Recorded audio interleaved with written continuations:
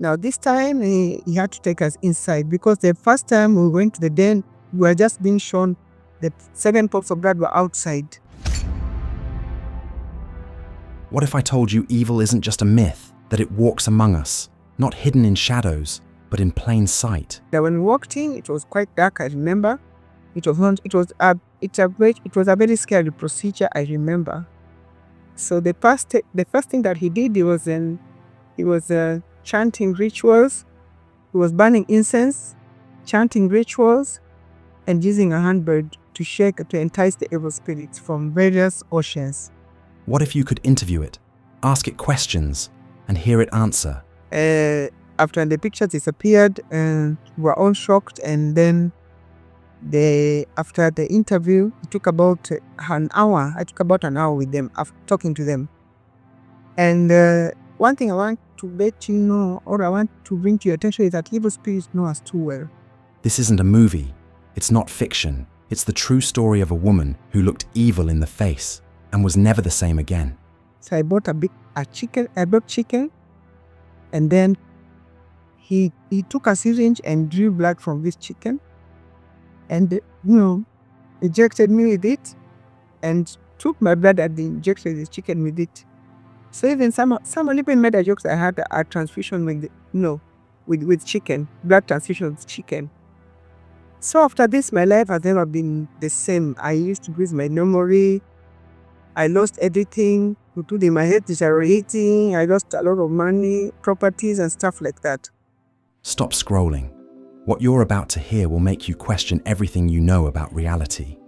A millionaire journalist walked into a room and lost her soul. 4 dead babies, 5 months of unstoppable bleeding, a photographer who refused cleansing and died 6 months later, and spirits that still watch her to this day. This isn't Hollywood. This happened, and it could happen to you. Before I went to another hospital, while there, due to the nature, because I was scared, they locked me in with the dead for about an hour, and they were able to open for me, of course, but I was mad at them. But anyway, that's life. Before the darkness took over, Caroline Nyanga was a powerhouse, an award-winning journalist at Standard Media Group. She promoted concerts that made over $500,000 in a single night. She was unstoppable, fearless, but it was that same fearlessness that opened the first door to hell. My name's Caroline Nyanga, a born-again Christian, a mother of 2, third born in a family of 6. I went to school at Rwagas in Nyanza province. I went to school at Rwagas High School, 844. Yeah, and there, of course, I studied a number of subjects before I proceeded to India. By the time I went to India, I was only 18 years old. So I didn't know much about, outside life and stuff like that. But life was good in India. We used to party a lot. Yeah, we used to go for beach parties, As you all know, as you are well aware, or all aware, I'm not sure what to use, but India is normally referred to as the center of the devil. I do not know, due to their nature of worship. Yeah, they worship statues, snakes, and they have almost 365 gods. So I used to accompany my friends to worship with them idols at the time. I didn't know what I was doing. I was very young. Like I said, I was 18 years old when I went there. And life was good. We used to party a lot. So then I went on with the same lifestyle. But at the same time, I used to study. I took my studies seriously. I studied Bachelor of Arts in Public Administration, Political Science, and Psychology. That was my first degree for a period of 3 years. My second degree was Bachelor of Journalism for 1 year. And my third degree was Master of Mass Communication and Journalism for another 1 year. So that was 5 years. By the time I was done, I was in my early 20s. But before I came to Kenya, I had an accident just when I was about to come home. It was a serious accident. It was a head-on collision. Yeah, and then I was hospitalized at India Private Wing. My parents were informed, my entire family, so they had to come over. They did. But that is my mother, my dirty mom, and my elder sister. Due to the nature of my accident, I was given 12 pints of blood, and I used to be given 8 injections per day for a period of a month. And I was also given IVs, about 30 of them. So I stayed there for a period of 1 month. Before I left the hospital, I remember there's a pastor who came to pray for me and requested if I was willing to give my life to Christ. At the time, I was just professing Christ. I was not serious. So I did, because he told me that if I do accept Christ, if I accept Christ as my Lord and personal Savior, I'd be able to recover and get well. So I did just by the way. I was not serious at the time. So then it went on. He prayed for me. The pastor prayed for me. And then everything went on well. I underwent the main operation and the IVs and like I said, the injections and the transfusion.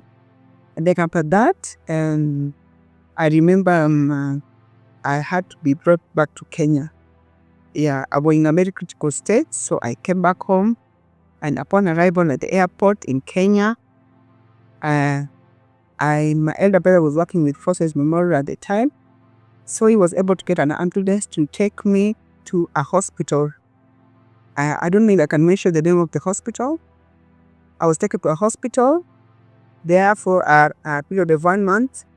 While at the hospital, I met a very popular musician that is in Kenya now.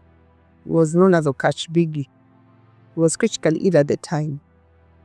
So my late father is the one introduced me to this man. His father did not know him. I was young, I only knew of the likes of Tupac Shakur and the rest. The late Tupac Shakur, American rapper. So after my dad introduced me to this man, we had a chat, and then I was discharged because my condition, I got better.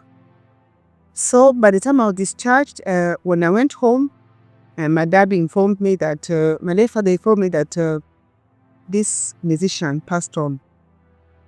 I think his condition was critical, so yes, passed on. So it was very sadness for me because it was the first time that I met him. I only used to hear about him. He was a very popular musician. A very known personality in Kenya. So I remember at the time after that, my condition got worse. So after being hospitalized and I had to go to the hospital again. And like I said, the operations were done and the IVs and, 8 injections per day. And so after that, I was discharged and then I came back home. So when I learned about the death of this man, it was very sad news for me. But then, I had to let it go because I didn't know him too well at the time. So life just went on. I remember when I went home, my condition got worse again. I don't know what was happening to me. So I had to be hospitalized at another major government hospital for a period of about 5 months. There I underwent blood transfusion, IVs, and major operation for 9 hours.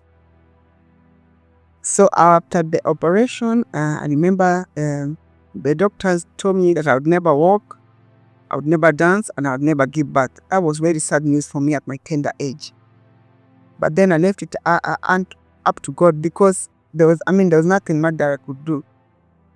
So upon discharge, I remember one of my mother's close friends, a woman, a family friend, told my mom about a traditional masseur. This is a man who uses traditional medicine to massage broken fractures or fractures of bones, and put that way. So the man was based in a place in Nyanza called Kokuro. He was a huge man. So I was taken there for a period of about 5 months. When I arrived there, I remember the first time upon arrival, it was my mom took off because this man, he had to break the fractures again, just to align the bones. That was after the plates were removed. Of course, he did because the plates were already removed in the hospital, so he had to break the bones again. So he did. And then it took me a period of 5 months for him to massage me on a daily basis until I recovered. I was able to recover and walk. So by the time when I recovered, upon recovering, I went back to Nairobi now, because that was in Nyanza. So I went back to Nairobi and showed myself. The doctors who told me I would never walk, I would never dance and stuff like that. I was just out to prove them wrong. I don't know why. But at the time I was young, like I said. So I went there. And then after that, during the time, I remember I was privileged to get a job with a popular media house.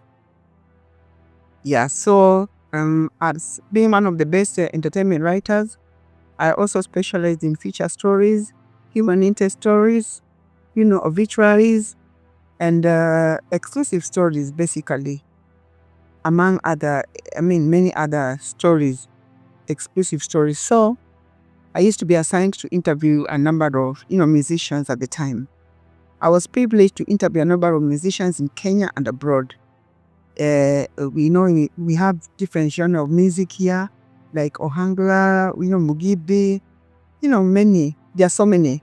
So I was assigned to interview virtually all of them because I cannot mention all the names. If I do, I think we'll have to take like 4 or 5 days to mention. There are so many. The local musicians are so many. Internationally, I was able to interview the likes of Kofi Olomide, Werason Utodikasu, Palipupa, Bilia Bell, you name it. There are so many. The late Papa Lolo, you name it. There are so many. I don't remember all of them. So, like I said, I used to be assigned to interview the musicians locally and abroad. And it was good. It was good because, I kept a niche for myself as one of the best entertainment writers and feature stories. And even if any musicians die, locally, a number of musicians are passed on, and I was assigned to their obituaries, including musicians outside Kenya. So it was good. At the time, I was also assigned to interview morticians, mortuary attendants, I remember, and witch doctors, and many others. There is stories that most of my colleagues would not dare do. They used to shy away from doing these things. I think they were scared or something, but I was there. And I remember before I met a man, which I'm going to that story later on. But prior to meeting my former husband, I was assigned to interview a number of, do a number of exclusive stories, like I said. So during my first interview, which was in Nairobi, Kenya, within an estate, a very popular estate within Eastlands, Nairobi Eastlands Estate. So I was assigned to interview a witch doctor, and I went with my colleague at the time. I was not professing Christ, but I was not serious. So we went there, and I remember when we arrived there, at the witch doctor's there were 7 pots of blood, 7 pots full of blood. And when I inquired from the witch doctor the purpose of the blood, he told me that was food for the evil spirits. So I didn't take it seriously. I thought it was a joke, a big joke or something. I didn't understand how blood would be food for, evil spirits. And I never believed in evil spirits myself at the time. So I remember he told me that, and then he showed us also, briefcases that were full of money. Actually, precisely, they were like millions. And so he told me that was a tithes, offerings, and sacrifices that people give to the evil spirits. So I was like, okay, no problem. So he requested we were ready for the interview, and then he told us to go back home for a period of 1 week and come back. So a week later, we were back with my colleague, I remember. We went there into the den. Now this time, he had to take us inside, because the first time we went to the den, we were just being shown that 7 pots of blood were outside, the den, and of course the money. But now inside the den was a different story altogether. When we walked in, it was quite dark, I remember. But prior to that, he had to entice the evil spirits. It was a very scary procedure, I remember. So the first thing that he did, he was chanting rituals. He was burning incense, chanting rituals, and using a handbird to entice the evil spirits from various oceans. We keep it as a joke. We were not serious. I mean, we thought maybe this guy was kidding us or something of it. So to one out, we didn't believe in evil spirits. So he did entice them. And then after some time, he went still. And then there was total darkness. I remember, so me and the photographer, we kept holding hands because we were scared. We could not, it was too late for us to escape because it was very dark. So we were waiting for the worst to happen. So I remember we just sat there holding hands, and then after about 30 minutes, an hour, the evil spirits began coming into the witch doctor's den. As they were coming in, talking to each other, and there were high-pitched sounds, voices, high-pitched voices, not bass, but high-pitched. And most of them, because they were all women, the evil spirits, all of them were women. So I remember as they came in, they were like, Mwanangu ni kwamba, as in, my daughter, here I am. The first one, the second one, the third, the fourth, the fifth. By the time the sixth one was coming, I lost my memory. And then the seventh one came, and then they were able to restore back my memory. Remember, these are fallen angels, and even the Bible tells us that evil spirits are fallen angels. And they're capable of doing the impossible because they are spirits. They also have, all powers. So after restoring my memory, they're able to talk to me, and the photographer was true. Though the photographer was quiet, I think he was scared. He was in shock. He was utterly shocked. So they spoke to me, and because I wanted to speak to my late father, and I said the Bible tells us there's no connection between the living and the dead. And then they requested if I wanted to talk to my late relatives. I refused. They said, I get the same answer. So I remember they told me that by the time they were being enticed by the witch doctor, they were in various oceans. They live in various oceans. So whenever they enticed, they come out, and then they go to do their various assignments in different countries.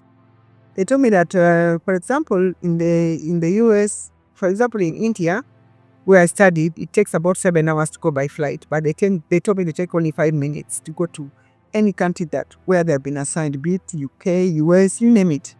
It doesn't matter. This is not a barrier for them. They fly and, do the assignments. So I remember asking them, where they live, the oceans, they're talking about portions. So I wanted to know which portions that they come from. So they told me that they come from, and then before I proceed, I remember the Pope been asking me why I keep saying that these evil spirits were speaking Kiswahili.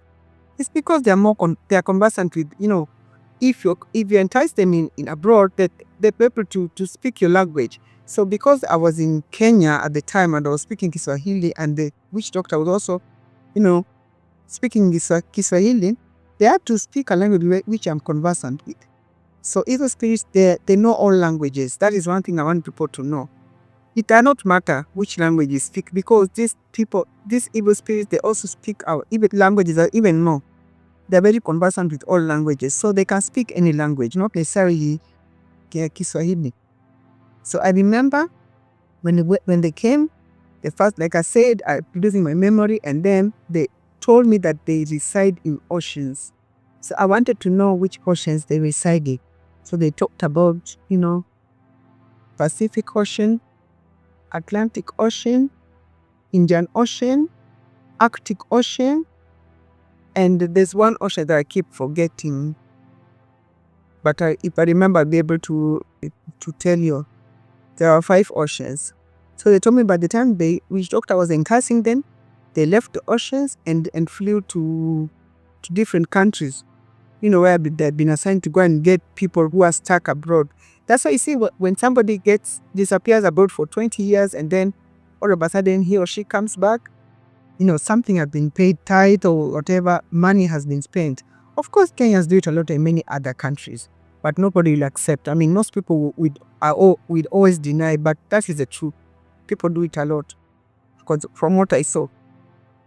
So I remember after that, after speaking to them, I also wanted to know, what they do and stuff like that, but they could not say much. So after that, we had a conversation with them, and then the photographer requested if he could take pictures of them, and they obliged. They agreed. As the photographer took pictures, all we could see was just skeletons, sort of like skeletons. Remember, these are evil spirits, so they can do anything. Maybe they are playing with our mind, with our psychology. We don't know. But I'm just stating what we saw in the camera, sort of like skeletons. Then they disappeared after some time. So shock on the photographer. And we're wondering, what we're going to tell the company, the organization that assigned us to go and interview with evil spirits. So I remember after some time, after the pictures disappeared, we were all shocked, and then after the interview, it took about an hour. I took about an hour with them, after talking to them.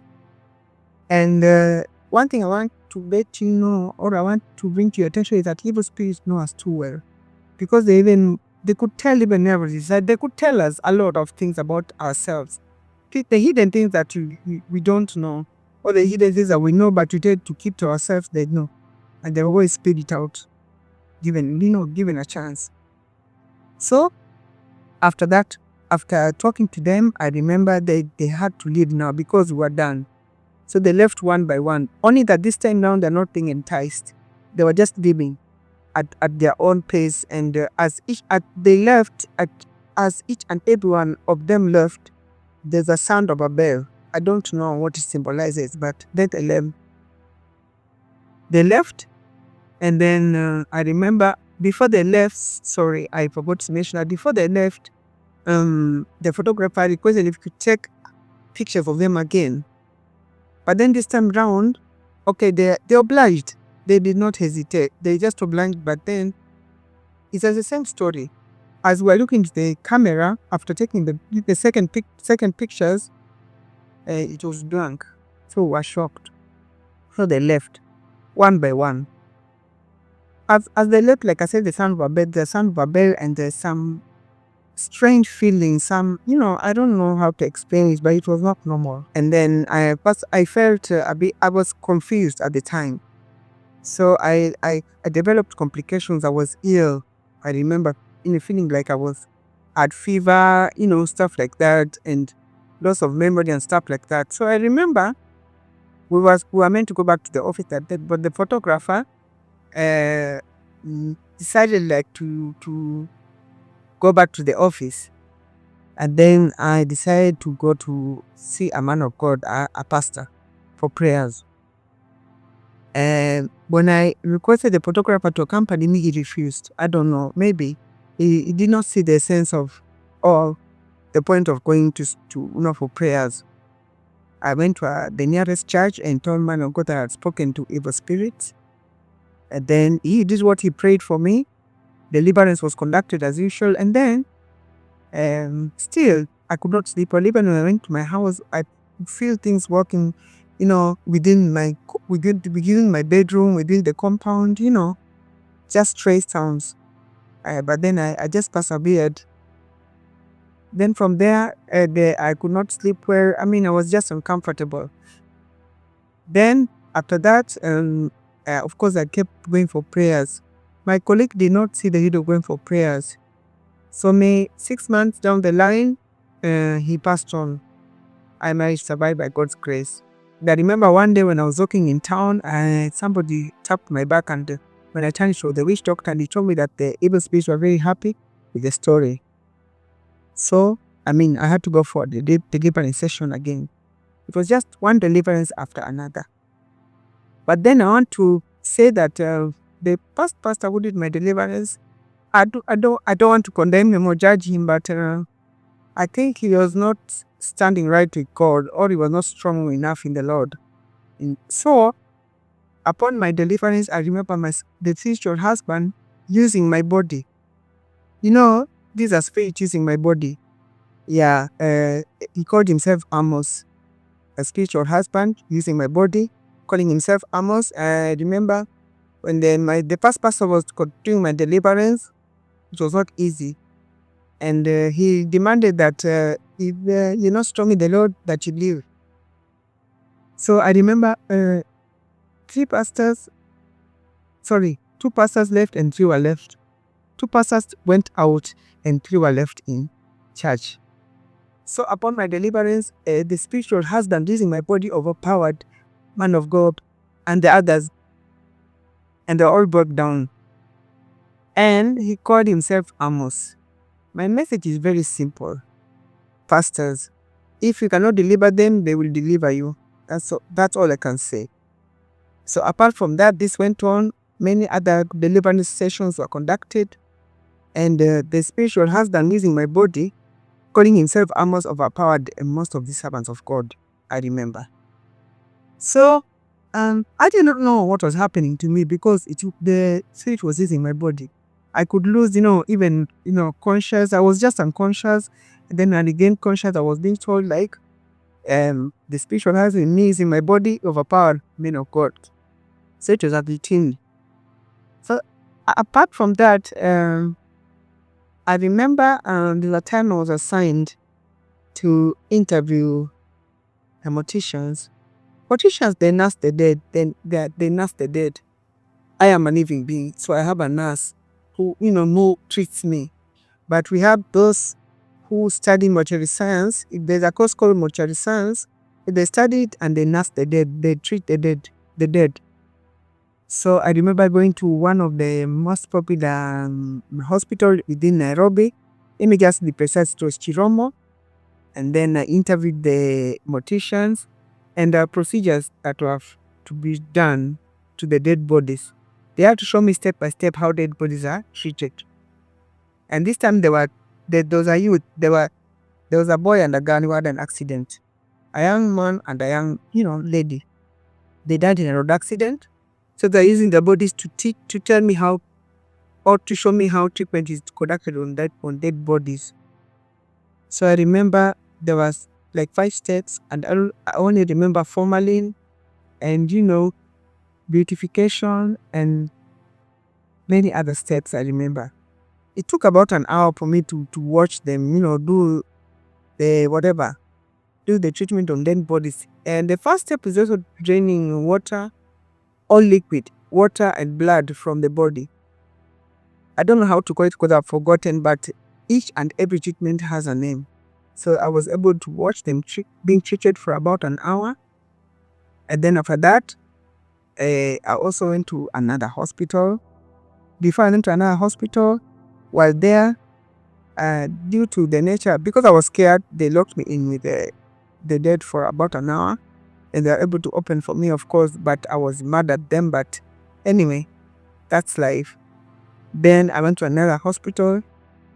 This time around, they also showed me how, treatment is done on dead bodies. It was in Kenyatta. And then I went to City Mortuary, where, every case is taken there. Suicidal cases, road accidents, those who have been electrocuted, you name it. All cases. So, suicidal cases and stuff, like even those who are probably trying to abort. So I was taught to work until the very end. I was seeing all manners of dead bodies. It was so scary. It was not easy, but I was just doing my job. Then finally, I remember now going to Nyanza, where I met a mad man in the name of a mortuary attendant. This is not a mortician. He does not study he does not study mortuary science. It could be a class 4 dropout, I think so. He was taking drugs, he was under the influence of drug and alcohol, and was dancing with this dead, dancing and tapping, thighs of these dead women. When you die, you're naked. So he was dancing and, playing Benga music non-stop. And then after that, he inquired from me why, we feel sweet as women. And then he told me that the woman who actually, did not like him or, spoke, or I don't know how to put it. A woman did not want him at all. Then one day she brought him and her body was still hot. And then and he had to sleep with this woman. And then He told me that women body feels safe when it can actually sleep with you when you know. And I put a routine with a cycle. And this went on and on. And I remember during the time I met a man. I met a man who I later learned was an assistant witch doctor. But prior to meeting this man, now after my first encounter with the evil spirits, my second encounter, I took a girlfriend of mine from Ukambani. She wanted a rich man. So because I was already conversant with the evil spirits, I took her to a witch doctor's den, but a different one. She was able to speak to the evil spirits, and they knew me too well. They told me, like, we know you. You had an encounter with us before. You know, when you have an encounter with evil spirits, they will always know you. They know you. These are fallen angels. So they said that they knew me too well, and then I had an encounter with them before. It's like I belong to them. You only read something was such your hours. So I didn't know what I was getting myself into. So this friend of mine was given some concoction and to put in the rich man's, water, food, and stuff like that. Then I happened to have an affair with this man for about a month, and then after that we lost touch. I don't know how it proceeded or how it went. I'm not sure. Then the third encounter, now I met a man, my husband, my former husband, who I later learned was an assistant witch doctor. We lived with him for more than 10 years. And at the time I went through a lot of stress. I remember I was not happy. We used to fight a lot. I lacked inner peace. And I remember any time I conceived, I would end up losing that, I would end up miscarrying. I have 2 girls, but I lost 4 pregnancies. I had 4 miscarriages. So I've been living with this man for almost, more than 10 years. I later learned one day when I went for my testimony, I went to give my testimony in one of the media houses where I worked. And he actually requested that I take him also a year later. So when I took him, that's when he revealed that was an assistant witch doctor. And it shocked on me. Yeah, I had to be hospitalized for some time. But then it had already happened. There's nothing that I could do. And I remember my late mother was not very, was not happy about my affair with this man. So I just had an affair with this man. Like I said, actually, it was like a marriage. It was not come state, it was marriage. Because there are things that he took dowry to my father's home area. So I remember this guy used to play music. He was a musician. He's a foreigner living in Kenya. He was a musician. But, I didn't know the witch doctor part of him. The witchcraft involved. But then he mentioned that they used to go to the cemeteries and, that's when he was initiated and stuff like that. And this really shocked me. So we went on, even with this man, though it was already shocking to me, but it was too late. I remember most of my colleagues, they call me Caroline Younger Network, CNN, WhatsApp. Some like, I have so many problems because I used to fight a lot with my husband and the miscarriages and stuff like that. And then we used to do concerts. I had a lot of money at the time. I had a bus, 2 vehicles, and I used to do concerts within a period of a period of a day and get like $500,000. So within a month, I would do 2 concerts and make like $1 million. Apart from that, I had plots. I forgot to mention in most of my testimonies, I had plots, more than 10 plots in title deeds. I lost everything. I don't know how these things, I know they just, cannot say they sank into an abyss. I don't know how to put it. I just lost everything that I had, including the vehicles. And like I said, we lacked inner peace. I lacked inner peace because I used to fight a lot with this man. For reasons I do not understand. And he was always, violent and stuff like that. And he used to love women too. So I remember after this, life was really hard on me. I lost everything. Like I said, all the money, the properties. To date, I cannot account for whatever. I don't know where these things went to. I never believed in witchcraft. But all I can say is that witchcraft is real. I mean, there are many people who are calling me probably, thinking that I'm hallucinating. I've heard people saying I'm hallucinating. Some are saying stories are jabba. I don't know. Gen Zs. I'm talking to you, the younger generation. Witchcraft is real. I never used to believe in witchcraft at all. In fact, the first one to shut anybody down who talks about witchcraft. Feel like it's hallucination and stuff like that. But until it happened to me. It's not very easy. The time I began bleeding, I remember, for a period of 5 months. So I had to go to a neighboring country for prayer. And the man of God, when it was my turn to be prayed for, he said he traced the root cause of my problem to when I met this man. Actually, he just mentioned the number of years. He told me the root cause of your problem stems from this number of years. So when I calculated, it was when I met this former husband of mine. So it was not easy at all. And then I would just fall ill, critically ill. It was not easy at all. That's all I can say. And but now God is faithful, because even there's a time when a pastor mentioned to me that this man, not really this man, but things were done on me, on my body, when my former husband, brought a witch doctor to our house. I forgot to mention. This man had to, I don't know how to put it, had to cut it. He had to cut part of my body. I don't know how to put it, but he used to use that razor blade to cut my body, my flesh, and insert some medicine into my body. You understand? And then, apart from that, there's a concoction that he made that he gave me to drink, and many others who passed on. This concoction I learned was made of dead bodies, flesh of dead bodies, bones, cemetery where dead bodies are buried.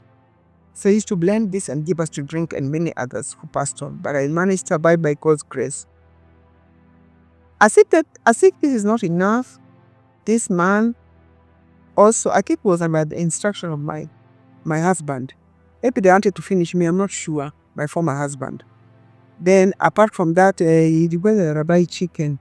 So I bought chicken, and then he took a syringe and drew blood from this chicken, and injected me with it, and took my blood and injected the chicken with it.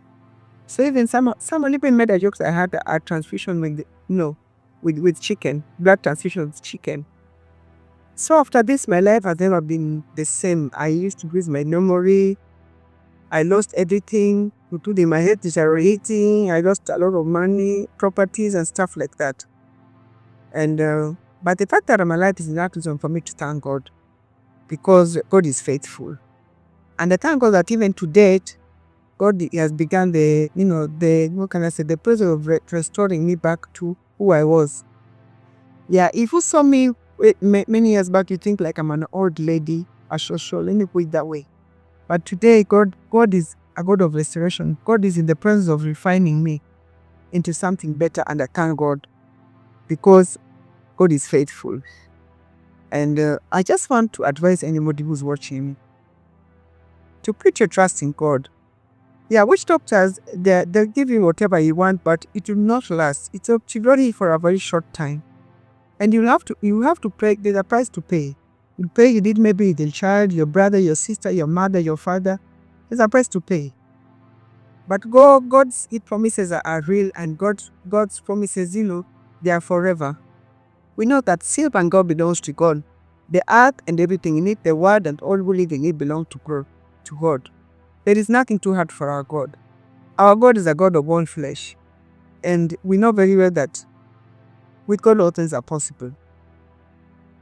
God tells us that even before I was formed in my mother's womb, He already knew me, and He has good plans for me in the book of Jeremiah 29 verse 11. Plans not to harm me, but to prosper me and to give me a hope and a future. God is faithful. God can never lie. God can never change. Our parents can change. Our children can change. Our sisters, our brothers can change. Our friends can change. Our politicians can change. Our leaders can change. Anybody with a human body can change, but God can never change. God is faithful. His faithfulness endures forever. My advice is just seek God diligently. Seek the kingdom of God and all its righteousness, and every other thing shall be added unto you. With God, all things are possible. Whatever we yearn for, or whatever we seek for, or whatever we desire, God is capable of giving it to us in His time, which is best. Yeah, so I don't think witchcraft, I don't know, witch doctors are liars. And let me tell you, everybody will be held accountable for whatever he or she did while still alive on this earth. So my advice is very simple. Witch doctors, there's nothing good that they'll offer you because there's a price to pay, like I said. Whatever help they accord to you, you have to pay for it. With either, like I said, your relative, your friends, your brothers, your sisters, your husband, your wife, you name it. Like I paid the price with the children that I lost, the miscarriages that I used to have unknowingly, because I was initiated unknowingly. Right now, well, I'm not in a position to judge anybody because my former husband is a pastor, and maybe he has repented, maybe he has, I don't know, he has repented and made his ways right with God. I'm not in a position to judge anybody, no, because I'm not better than anybody. No one is holier than thou. Only God is holy. Only God is pure. Personally, I have nothing, no grudge against him at all, regardless of whatever he did to me, and rebelling and leaving me with the kids. I have nothing. I have no grudge with him because he's a child of God. I still pray for him. I pray for his new family. I mean, God is the only one who will fight the battle. The battle belongs to God. Like I say, the battle belongs to God. So it's only God who will fight the battle for me.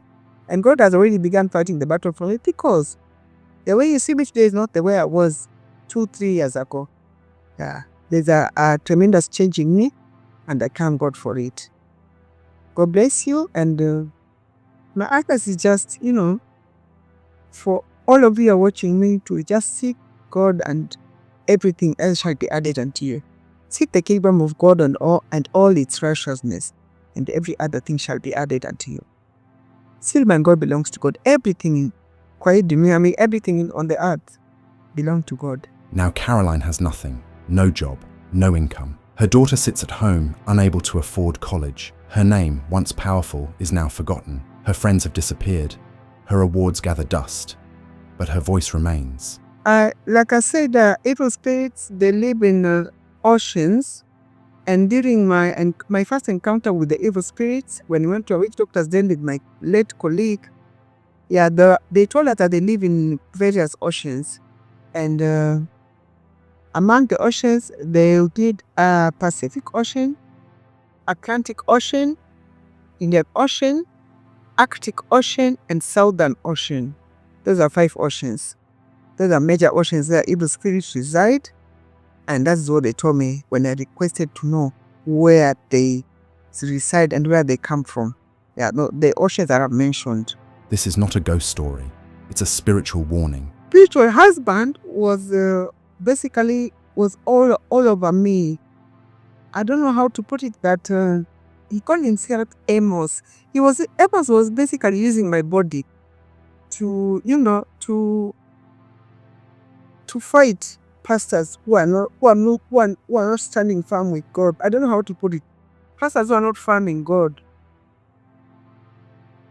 So Amos, his purpose was, he never used to, molest me or anything, or have sex with me. But Amos was a fighter. I mean, if you're not standing firm with God and you try doing my deliverance, Amos will fight you. That's what he used to do. So he used to bring most pastors down. And Amos, it's the message is very simple here. If you cannot deliver them, they will deliver you. So these evil spirits, they used to deliver pastors, most of them, instead of the other way around. Yeah, it's a very simple statement. If you cannot deliver them, they will deliver you. So Amos was a fighter. And like I told you in my first deliverance, he brought down, 3 pastors were left behind and 2 went out because they are not standing firm with God. They are not strong in the Lord. So these 3 who were left, they were all brought down, including the main pastor who was doing my deliverance. And this spiritual husband, using my body, beat the leg of the pastor and pulled out meat. You understand? So by the time I got to my, I lost consciousness. I remember. I lost my memory. I don't know what happened, but by the time I regained my memory, and then I wanted to know what happened to the leg of the pastor, and he told me it's a long story. Not knowing that the spiritual husband, Amos, using my body, beat him. So that is when somebody told me that the spiritual husband using your body. Carolyn's life became a battlefield of the unseen, a price paid for curiosity, ambition, and a brush with powers far darker than any human should ever face. So the next time you hear of someone chasing power, chasing wealth, ask yourself, are they guided by purpose or possessed by something far more dangerous? Yeah, I dare to tell anybody who is watching my testimony not to judge me because of what I've been through. It might be very easy for you to judge me because you've not been through what I went through. And I've been through hell pikes, but I managed to come out smelling like a rosebud by God's grace, not by my might or strength. So please do not judge me. Like I said, witchcraft is real. These evil spirits are real. Whether we believe it or not, they exist. They're there. But they will prove me right. And I know of some people are criticizing me. Some they say that I'm hallucinating, that I've lost it, But God has the final say. God knows whether I'm speaking the truth or not. I think God has the only, God has the right to judge me, not fellow human beings. And to the youngsters, I know that you love, maybe you want quick money or, fame or whatever. And most of you are normally whatever. I'm misled to, go to visit witch doctors' dens and stuff like that. But I want to show you that these people, the fun will be there, but for a very short time. It will not last. So I'd rather you give your life to Christ, because whatever comes from God is eternal. It is, forever. It is lasting. But whatever comes from a witch doctor, whatever, will not last, and you have to pay for it at the end of the day. Another thing I want to say that during my interview, sorry, I forgot to mention this. You just bear with me. I went. The witch doctor used to leave my house and go to the cemetery to talk to treat different people, to attend to different categories of people in the cemetery. So he used to leave in the night and come back in the morning. So one day when I inquired where he used to go to, he told me that he used to go to a major cemetery within Nairobi. And then there are categories of people that he used to attend to from midnight until 4 a.m. in the morning. So when I inquired to know who these people are, he gave on 4 categories. He told me that there were pastors, politicians, the youth, prominent businessmen and women, and musicians. Yeah, they go and sleep in between the graveyards until morning. The witch doctor attends to them. So when I inquired to know what the treatment entails, he refused to tell me. But these things happen. Kenyans do it a lot, and many others. I'm not here to judge anybody. I'm only stating what the witch doctor told me.